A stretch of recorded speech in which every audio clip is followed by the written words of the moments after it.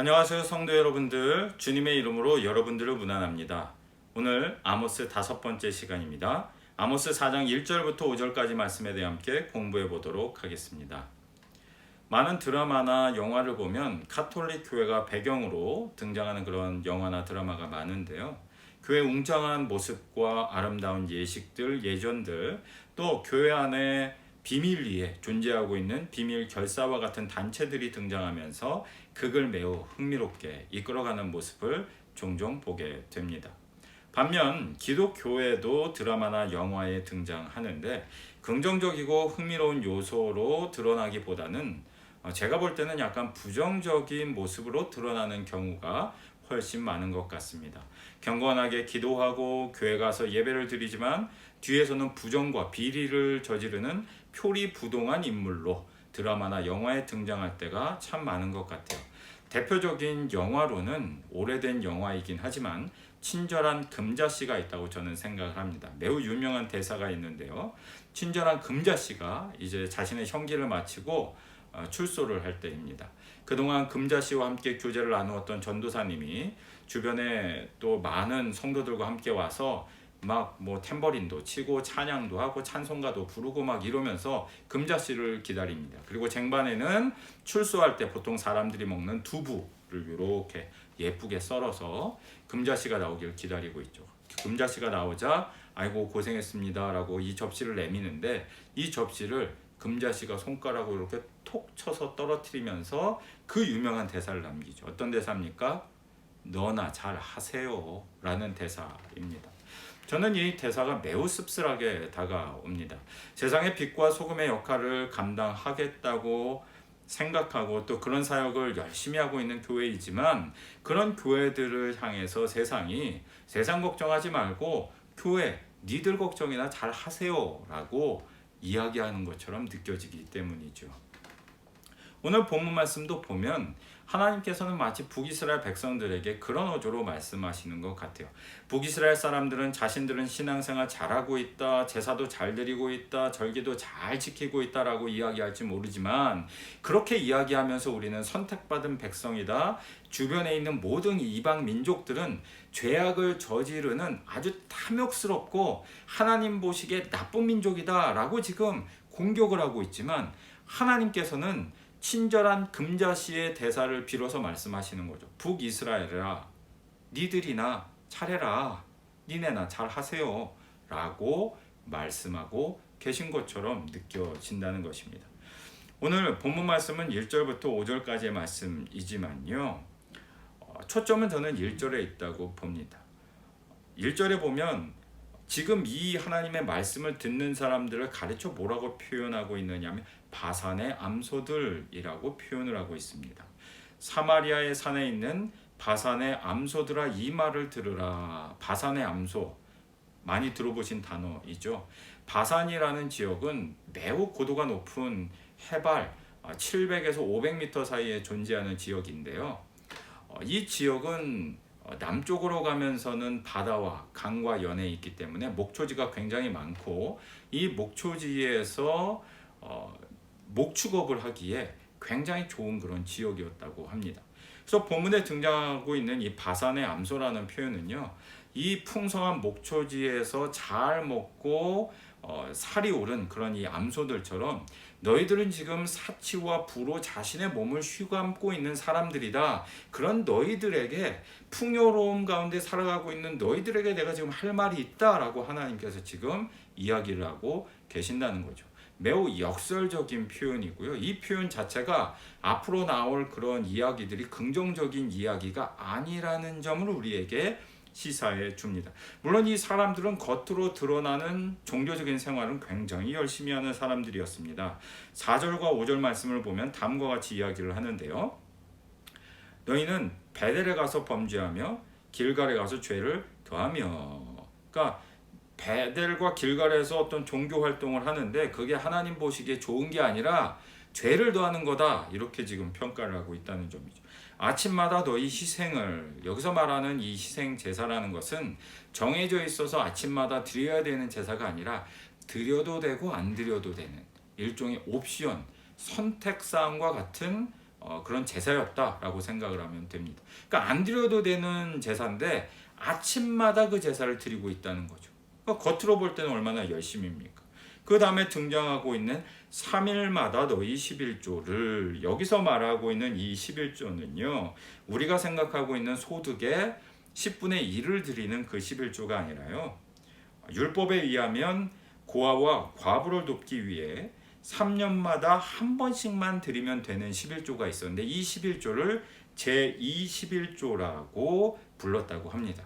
그러니까 3년에 한 번만 드리면 되는 건데 이 11조를 3일에 한 번씩 지금 드리고 있는 거죠. 열심이 있어도 너무 지나친 열심으로 하나님께 드리고 있는데 하지 않아도 될 제사를 매일 아침마다 드리고 3년에 한 번 드리면 되는 헌금을 3일마다 드리고 그리고 있는데도 하나님은 뭐라고 평가를 하시는 거죠? 그런 열정과 열심이 오히려 너희들의 죄를 더하고 있는 거다. 너희들은 그 사실을 모르고 있다. 잘하고 있는 게 아니다. 그 열심과 열정을 내 앞에 가져다가 너희들의 잘하고 있는 선행으로 지금 자랑하지 말아라. 주님께서 말씀하고 계신 것입니다. 5절에는 다음과 같이 지적하십니다. 누룩 넣은 것을 불살라 수은제로 드리며 낙헌제를 소리내어 선포하려무나. 수은제로 드리는 제사에는 누룩을 넣은 것을 사용하면 안 됩니다. 제사를 드리기는 드리는데 어떤 의미죠?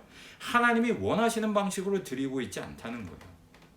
또 낙헌제는 뭐냐면 하나님께 감사하는 것에 초점을 맞추어서 드리는 제사로, 제사를 드리고 남은 음식들은 레위인들과 함께 나누어 먹으며 교제를 나누면서 하나님께 받은 은혜를 감사하는 예식이었습니다. 그런데 여기 본문에서 뭐라고 지적하고 계십니까? 소리내어 선포하려무나. 하나님께 감사에 초점이 있는 게 아니라 자랑하는 거예요. 사람들 앞에. 가난한 사람들이 다 듣도록 하나님이 나를 이렇게 축복하셨습니다. 하나님이 나에게 이런 복을 주셨습니다. 나에게 이런 부를 주셨습니다. 사업이 잘 되게 하셨습니다. 번창하게 하셨습니다. 이렇게 하셨습니다. 이렇게 자랑하는 거.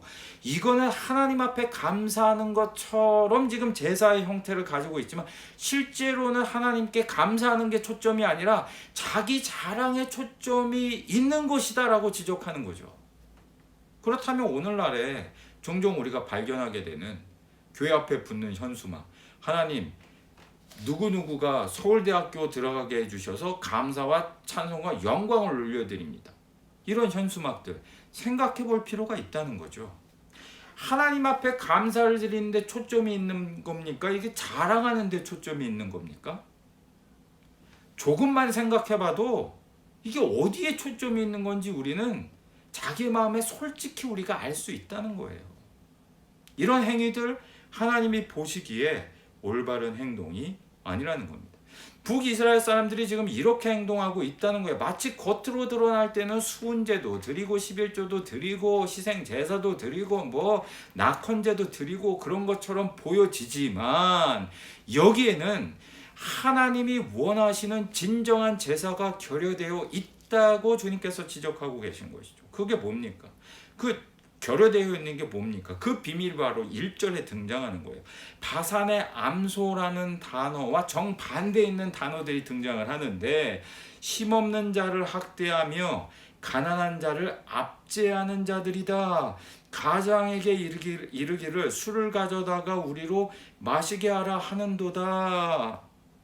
잔치를 막 벌이는 거죠. 술을 마시며. 이 광경이 바산의 암소처럼 방탕하고 사치스럽고 그걸 몸에 두르고 값비싼 술을 마시면서 지금 그렇게 지금 잔치를 하고 있는 거예요. 이 사람들이 어떤 사람들이다? 종교생활 끝내주게 잘하는 사람들이다. 근데 그 사람들의 삶의 실제 모습을 보니까 어떤 사람들이냐? 가난한 사람들, 힘없는 사람들을 압제하고 학대하는 사람들이다. 그런데 특별히 여기서 압제하다라는 단어는요, 으깨다, 부수다라는 의미를 가지고 있는 단어예요.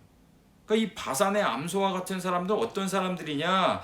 오늘 저녁에 잔치하기 위해 오늘 내가 마실 이 술잔을 채우기 위해서는 가난한 사람들, 힘없는 사람들을 으깨어 부셔서라도 내 잔을 채우는 것이 더 중요하다라고 생각하는 종류의 그런 사람들이었다, 표리부동한 사람들이었다라고 하나님께서 지금 지적하고 계신 것입니다.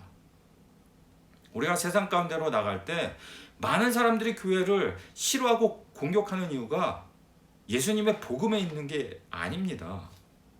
복음의 내용에 있는 게 아니에요. 세상 사람들이 교회를 거절하는 이유가 무엇입니까? 예수를 믿는다고 이야기하는 사람들의 삶을 보니까 너무 표리부동하거든요. 그러니까 우리가 전하는 복음조차도 그 사람들이 거절하는 거죠. 너희들이나 잘 하세요. 그런 복음이라면 안 믿겠습니다. 라고 이야기를 하는 거죠. 그러니 실제로 세상 가운데 빛과 소금의 역할을 감당하기 위해서는 선포, 예수를 믿으면 여러분들에게 구원이 있습니다라고 말하기 전에 먼저 선행되어야 할 것이 뭐냐? 우리의 삶을 보고 세상이 복음의 매력을 느껴야 돼요. 믿을 만하다라는 생각이 들어야 돼요. 근데 그런 생각이 전혀 들지 않거든요. 그러니까 우리가 전하는 복음에 힘이 없는 겁니다. 세상 사람들이 조롱하고 오히려 거절을 하게 되는 것이죠. 사랑하는 성도 여러분들, 저는 우리 교회가 어떤 방향으로 나아갈까를 계속 고민 중에 있습니다. 우리는 어떤 방향으로 나아가야 할까요? 더 힘이 있고 더 번듯한 권무를 가지고 더 많은 사역을 하고 내일의 위대한 사역을 위해서 오늘 우리가 닦아주어야 할 가난한 사람들, 도와야 할 어려운 사람들을 그저 무시하거나 있습니다. 있긴 있는데 어떻게 지금 다 도웁니까? 일단은 우리가 더 많은 사역을 할 수 있도록 준비를 해서 나중에 도우면 되지 않겠습니까? 도울 수 있는 상황이 되었을 때 도우면 되지 않겠습니까? 라고 말하는 것은 매우 무책임하게 느껴질 수 있다는 겁니다. 교회로서의 본연의 역할을 다하는 것이 아니죠. 오늘의 책임을 내일로 미룬다는 것은 그것은 교회로서 존재할 목적을 잃어버리는 것과 같다는 것입니다. 내일 거대한 사역을 못하더라도 내일 번듯한 무언가를 못하더라도 당장 오늘 내 눈앞에 있는 가난한 사람들, 압제당하는 사람들, 그 사람들의 눈물을 씻어주는 것, 그 사람들을 도와주는 것, 그것이 바로 하나님께서 우리에게 원하시는 일이라는 사실을 우리는 깨달아 알아야만 한다는 겁니다. 우리 마음 가운데 욕망을 버린다는 거, 욕심을 버린다는 거, 번듯하게 대단하게 그냥 건물을 세우자는 것도 아니고 작은 거 하나 세우려고 하는 거 아닙니까, 목사님? 그거를 위해서 우리가 조금 그런 일들은 뒤로 미루어도 되는 거 아닙니까? 이런 어떤 생각이 제 마음 가운데도 있어요. 그래야 되는 게 아닌가? 그런데 말씀을 보면 볼수록 그게 아니라는 것을 깨달아 알게 된다는 것입니다. 사랑하는 성도 여러분들, 내일을 위하여 오늘을 희생하지 맙시다. 하나님의 뜻이 있는 곳에 우리 함께 머뭅시다. 그것이 우리에게 불안을 가져다 주고 더 찬란하고 위대한 교회의 미래를 우리에게 약속해 주지는 못할지라도 우리에게 중요한 것은 자산이 쌓임으로써 교회의 번듯함과 안정감을 누리는 것이 아니라 하나님의 뜻에 거함으로써 하나님께서 우리 교회를 책임져 주실 수 있다는 그것이 믿음 아닙니까? 이게? 재산을 쌓으면서 안정감을 누린다면 하나님을 믿는 게 아니라 자산을 믿는 거잖아요. 그러니 우리는 무엇을 믿어야 하겠습니까? 오늘 해야 할 일들을 하며 우리의 모든 것들을 하나님 앞에 내어 맡기는 것, 그것이야말로 교회 사역이고 믿음의 본질이라는 것을 오늘 말씀을 통해 우리는 다시 한번 확인할 수 있게 된다는 거죠. 마음속에 스물스물 우리를 장악하려고 하는 욕심과 욕망을 보다 내려놓읍시다. 그리고 가난한 사람들, 예수님께서 함께하기를 원하셨던 사람들, 당장 도움이 필요한 사람들에게 우리의 자원과 사랑과 우리가 받은 은혜를 더욱더 흘려 보내실 수 있는 넉넉한 믿음과 마음을 가진 저와 사랑하는 모든 성도님들이 되시기를 주님의 이름으로 축원드립니다.